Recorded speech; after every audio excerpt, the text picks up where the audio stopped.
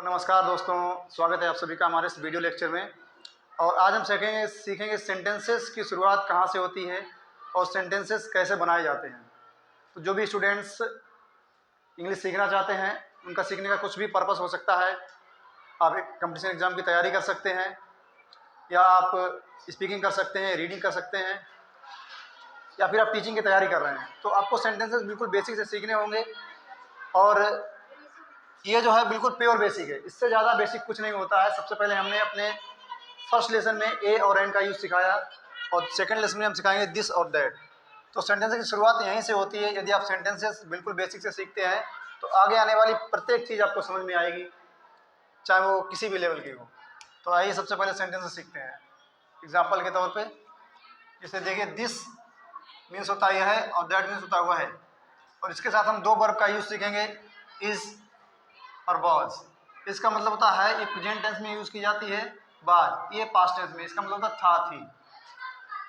तो ये दो वर्ब का यूज़ सीखेंगे, उसके साथ हम दिस और दैट का यूज़ सीखेंगे। और ये दिस और दैट दोनों ही हमेशा एक चीज़ के लिए प्रयोग होता है। कभी भी बहुत सी चीज़ों के लिए हम दिस दैट का प्रयोग नहीं करते हैं, हमेशा एक ही चीज़ के लिए हम दिस दैट का प्रयोग करेंगे। और दिस लगता है नज़दीक के लिए और दैट दूर की वस्तु के लिए। जब कोई भी वस्तु पास होगी तो हम दिस का प्रयोग करेंगे, और कोई भी वस्तु हमारी पहुंच से दूर होगी तो उसके लिए हम दैट का प्रयोग करेंगे। देखिए सेंटेंसेस कैसे बनते हैं। जैसे वह एक पेड़ है। पेड़ है या था, यहाँ पे हम था भी लिख सकते हैं। देखिए वह के लिए प्रयोग करेंगे दैट का, दैट। अब हमें यदि था से बनाना है तो वाज लगाएंगे, और है से बनाना है तो इज लगाएंगे। तो दिस या दैट कुछ भी आएगा, उसके तुरंत बाद हम वर्ब का यूज करेंगे। तो दैट वाज ए ट्री। अगर हमें प्रेजेंट में बनाना है तो यहाँ पे वाज की जगह हम इज लगा देंगे, दैट इज ए ट्री। एक और एग्जांपल लेते हैं। यह एक किताब थी, यह किताब है। दोनों तरह से हम बनाएंगे। तो यह के लिए दिस का प्रयोग करेंगे, दिस इज ए बुक। अगर हमें पास्ट में बनाना है तो था थी से बनाएंगे, तो इसकी जगह बाज लगा देंगे, this was a tree, a book. एक और सेंटेंस लेते हैं। वह एक पौधा था। देखिए सेंटेंस के अंत में था आया है तो हम वाज का प्रयोग करेंगे। तो दैट वाज ए प्लांट। और सेंटेंस के अंत में फुल स्टॉप लगाना बहुत जरूरी होता है। ये तो सेंटेंस के अंत में देखेंगे कि था आ रहा है या है आ रहा है। अगर था आ रहा है तो वाज का प्रयोग करेंगे, और अगर है आ रहा है तो इसका प्रयोग करेंगे। एक और एग्जांपल लेते हैं। यह एक फल है। तो यह एक फल है, यह के लिए प्रयोग करेंगे दिस, है तो इज लगाएंगे, दिस इज ए फ्रूट।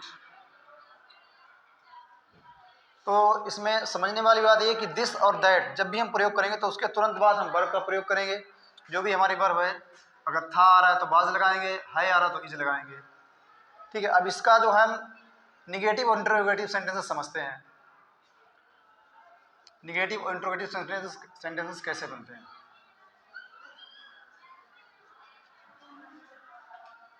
देखिए निगेटिव का मतलब होता है जहां पे नहीं आ जाए, जहां पर नहीं आ जाए वो निगेटिव सेंटेंसेस होता है। जैसे वह एक लड़का नहीं है, तो वह के लगाएंगे दैट, है इसके तुरंत बाद इस क्रिया का प्रयोग करेंगे, और नहीं के लिए not, that is not a boy. ठीक है। तो हम दिस दैट का प्रयोग करेंगे, उसके बाद क्रिया का प्रयोग करेंगे, और नॉट, फिर क्रिया के बाद नॉट लगाएंगे। उसके बाद जो भी वस्तु है, कोई भी नाउन है, कोई व्यक्ति है या कोई भी वस्तु है, उसका हम प्रयोग करेंगे। तो सबसे पहले दिस दैट, उसके बाद वर्ब, इज या बात जो भी लगानी है, उसके बाद नॉट लगाएंगे निगेटिव सेंटेंसेस में, और एक बॉय। एक और एग्जांपल लेते हैं, यह एक पेन नहीं है लगा सकते हैं या था लगा सकते हैं, कुछ भी हम लगा सकते हैं, है या था। तो उसी के अकॉर्डिंग हम वर्ब लगाएंगे। तो दिस वाज नहीं है तो नॉट लगाएंगे क्रिया के तुरंत बाद, और एक पेन, तो a pen, full stop. This was not a pen. देखिए ये तो हो गया निगेटिव। अब देखते हैं इंट्रोगेटिव सेंटेंसेस। इंट्रोगेटिव मतलब प्रश्नवाचक। जब भी कोई प्रश्न किया जाए तो इंट्रोगेटिव सेंटेंसेस होता है। अब इन्हीं सेंटेंस को हम एग्जांपल के तौर पर यूज करेंगे। जैसे मान लीजिए ये सेंटेंस दिया है कि यह एक पेन नहीं था, इसको अगर हम इस तरह से यूज करेंगे, क्या यह एक पेन था, और इसके अंत में देखिए जब अफर्मेटिव या नेगेटिव सेंटेंस होता तो हम उसके अंत में विराम लगाते हैं, और जब इंट्रोगेटिव होगा तो प्रश्नवाचक निशान लगाएंगे इस तरह से, तो पता लगेगा कि प्रश्नवाचक सेंटेंस है। तो जब क्या आ रहा है, तो जो हमारी वर्ब है अंत में, देखिए था आया है तो इसमें वर्ब बाज लगनी है।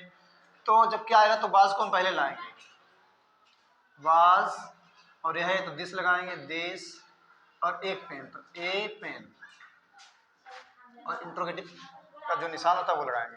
तो बाज दिस ए पेन। एक और एग्जांपल लेते हैं, क्या वह एक स्कूल है, क्या वह एक स्कूल है।